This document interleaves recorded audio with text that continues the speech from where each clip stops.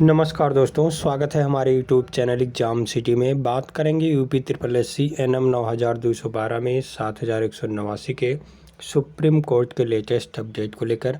तो इससे पहले अभी तक हमारे यूट्यूब चैनल एग्जाम सिटी को आप लोग सब्सक्राइब नहीं किए हैं तो प्लीज़ सब्सक्राइब कर लीजिए, साथ में बेल आइकन प्रेस कर लीजिए ताकि हर लेटेस्ट वीडियो के नोटिफिकेशन आप सभी को मिलते रहें। तो यूपी SSC NM 9212 में सुप्रीम कोर्ट का आर्डर आज शाम तक आ जाएगा।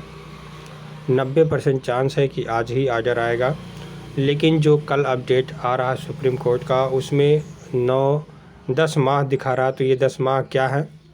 7189 को सभी को नियुक्ति पत्र कब तक मिलेगा, इस वीडियो के माध्यम से चर्चा करने वाले हैं। तो पूरे वीडियो तक बने रहें, वीडियो को लाइक और शेयर करना ना भूलें। तो आइए दोस्तों वीडियो शुरू करते हैं। तो यूपी SSC NM 9212 में 7189 में सुप्रीम कोर्ट आर्डर को लेकर के सभी लोग हर तरह की बात कर रहे हैं, लेकिन आप लोग शांत रहें, एकदम निश्चिंत रहें। आज शाम तक कोर्ट आर्डर आ जाना चाहिए, कोई दिक्कत नहीं है। मान लीजिए किसी कारणवश आज नहीं आता है तो कल परसों में आ जाएगा। छुट्टी से इसमें कोई दिक्कत नहीं है, तो आप लोगों को परेशान होने की ज़रूरत नहीं है। बाकी ये जो 10 माह दिख रहा है, कुछ लोग कह रहे हैं अक्टूबर में डेट है, कुछ लोग, तो ऐसी कोई भी दिक्कत नहीं है। आप लोग यहाँ देखें तो यहाँ देखें, ये साफ साफ लिखा है निश्चित माह 10 पर सूची आदेश 18/5/2023।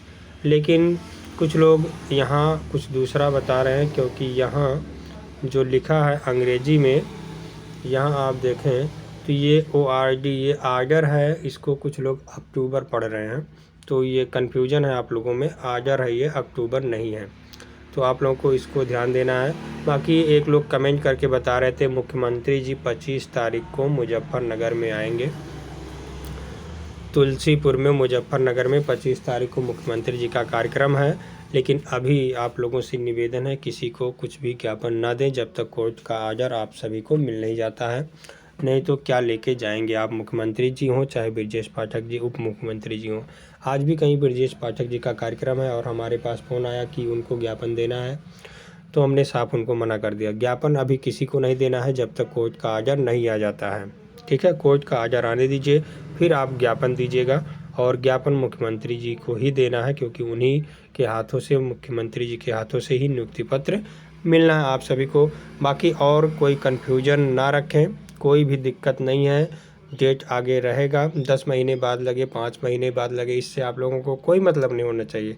आपको मतलब होना चाहिए अपने नियुक्ति पत्र से लेकर, और वो नियुक्ति पत्र आप सभी को मिलेगा पूरे 7189 को। कोई नहीं रोक सकता, कोई काट नहीं सकता, ये नियुक्ति पत्र आप सभी को मिलने वाला है। आप लोगों के मन में संयम है, डर है, भय है, उसको लेकर के ऑडियो बना रहा हूँ, क्योंकि कोर्ट का फैसला आपके फेवर में आ चुका है। भले ही कोर्ट ऑर्डर नहीं आया है, भले ही वो शाम को आए या देर आता है, लेकिन आपके पक्ष में फैसला हो चुका है कि हर हालत में जो 5 लोगों को छोड़ करके 6 लोगों की नियुक्ति करना है, वह प्रोसेस आगे बढ़ाना है।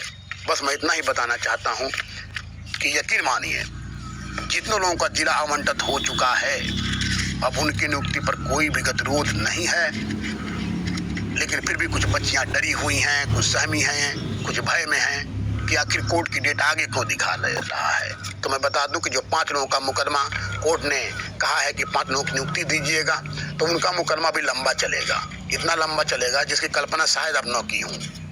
अब उनके पक्ष में फैसला आएगा कि विपक्ष में आएगा, उससे हम लोगों को कुछ लेना देना नहीं है, क्योंकि हम लोगों की नियुक्ति से मतलब है कि हम लोगों की नियुक्ति हो जाती है, उससे मतलब है। अगर हम लोगों के साथ किसी और बच्चियों की नियुक्ति हो जाती है तो उससे किसी बच्ची को कहीं भी परेशान होने की आवश्यकता नहीं है। 1 नहीं, 2 नहीं, 5 नहीं, 50 बच्चियों की सरकार नौकरी और दे दे, उनके घर में भी खुशियाँ मनाई जाए, तो हम लोगों को उनकी खुशी से कोई दिक्कत नहीं है। बस हम लोगों की खुशी न छीना जाए, इसका मतलब है हम लोगों का।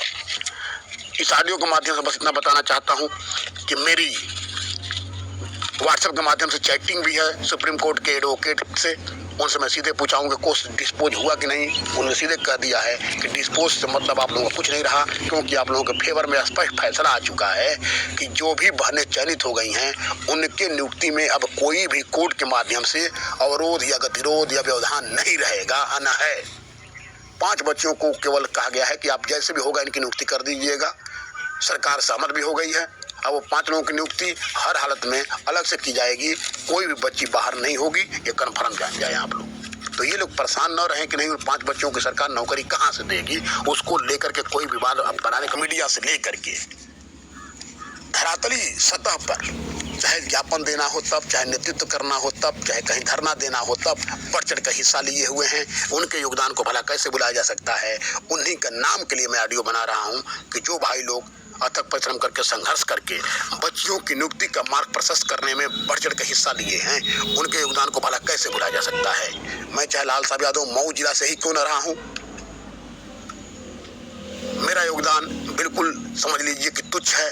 मैं नहीं मानता हूं कि हम लोगों ने बहुत कुछ किया हुआ है, लेकिन जिस प्रकार से कुछ भाई लोगों ने, कुछ बहनों लोगों ने संघर्ष करके नियुक्ति पर बिल्कुल आगे बढ़ गई, बढ़वा दिया है, उन भाई लोगों को मैं तहे दिल से धन्यवाद देना चाहता हूं। चाहे हमारे परम आदरणीय भाई आलोक द्विवेदी जी प्रतापगढ़ से रहे हों, सबके सादस्य सामंजस्य कैसे बनाया जाता है वह सीखना है तो आलोक द्विवेदी जी से सीखा जाए। बहुत बहुत आपको धन्यवाद आलोक जी।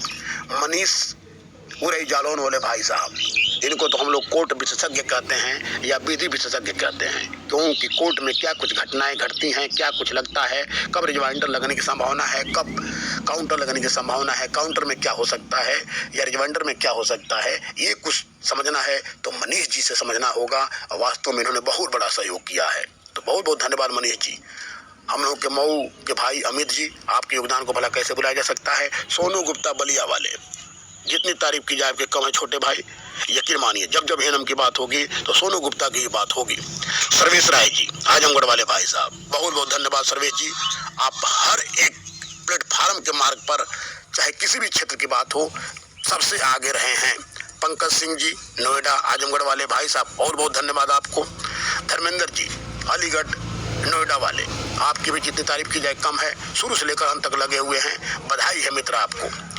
रमेश यादव जी हों, चाहे सिंहरायन यादव जी हों, चाहे बालकृष्ण यादव जी मास्टर साहब प्रयागराज वाले हों, ये सभी लोगों को बहुत बहुत धन्यवाद दिया जा रहा है कि आप लोगों ने चाहे जो भी क्षेत्र में हो बढ़ चढ़ के हिस्सा लिया हुआ है। प्रदीप मिश्रा जी मिर्जापुर वाले भाई साहब, अगर आपका नाम न लिया जाए तो यकीन मानिए इस ऑडियो की कोई सार्थकता नहीं रह जाएगी। इसलिए प्रदीप भैया आपको बहुत बहुत धन्यवाद कि आपने सभी बहनों का हौसला बढ़ाया और इनको कैसे क्या परिस्थितियों में कैसे रहना है ये सिखाया। अनिल तिवारी जी चंदौली वाले भाई साहब, आपकी तारीफ तो मैं कर ही नहीं पा रहा हूँ, कोई शब्द नहीं मुझे नहीं दिखाई दे रहा है जिसका मैं प्रयोग करूँ और आपकी उसको पूर्ति हो जाए। आपके भाई हैं सुप्रीम कोर्ट में एडवोकेट, जिस प्रकार से आप हर एक जानकारी लेते रहे हैं उनके माध्यम से वो काबिल तारीफ है।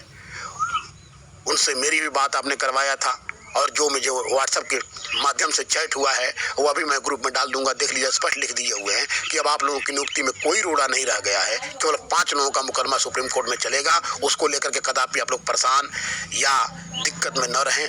तो धन्यवाद अनिल जी, आपको चंदौली से बहुत बहुत धन्यवाद दे रहा हूँ मित्र। रिंकू भाई राय जी, रिंकू राय जी हम लोग के आजमगढ़ के, हम लोगों के परम आदरणीय भाई बड़े हैं आप, और लेकर के हाई कोर्ट से लेकर के सुप्रीम कोर्ट तक चलते रहे हैं, चाहे गोरखपुर जाना हो तब भी आप बढ़ चढ़ के हिस्सा लिए हुए हैं। दयानंद पांडे जी फैजाबाद वाले भाई साहब, बहुत बहुत धन्यवाद मैं दे रहा हूं आपको कि आपने सामाजिक परिवेश में रहते हुए बच्चियों का हौसला अफजाई हमेशा करते रहे हैं।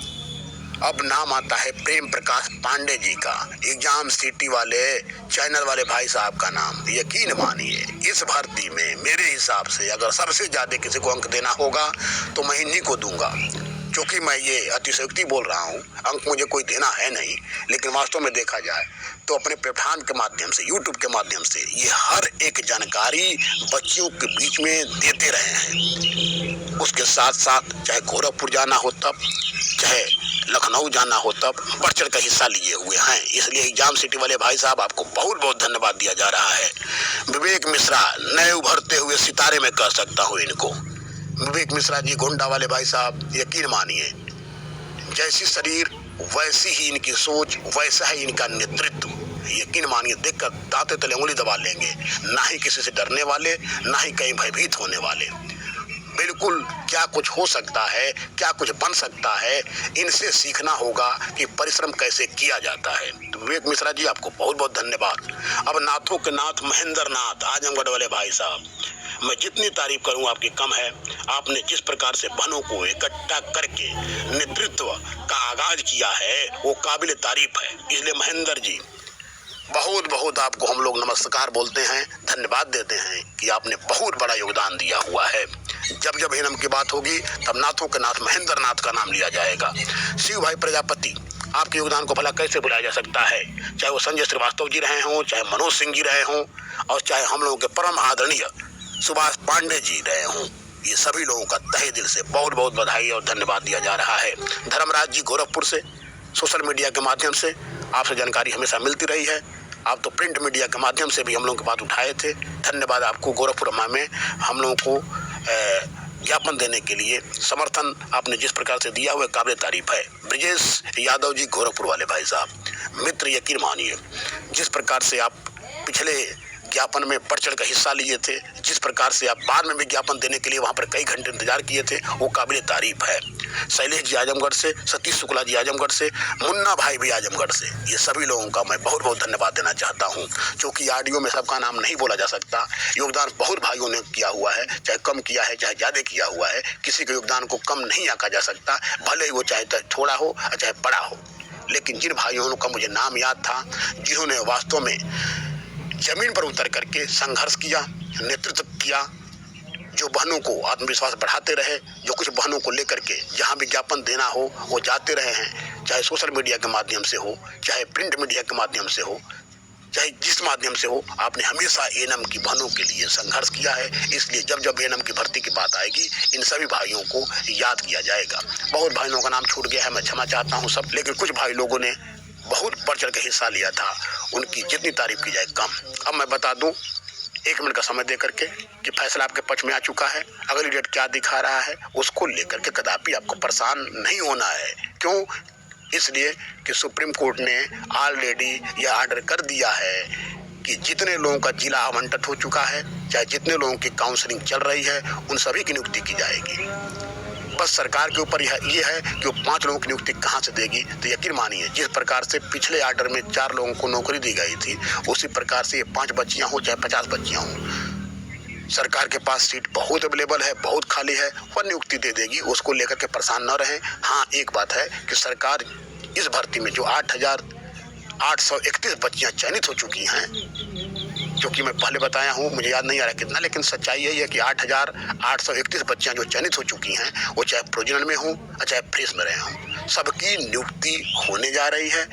पहले नियुक्ति होगी फ्रेश वालों की जिनका जिला आवंटन हो चुका है, उसके तत्काल बाद प्रोविजन वाली बहनों की नियुक्ति होगी और उनकी नियुक्ति के लिए भी हम लोग संघर्ष करेंगे। लेकिन पहले फ्रेश वालों की नियुक्ति यथाशीघ्र हो जानी चाहिए। इसके लिए हम लोगों को लगातार एक बार और प्रयास करना होगा।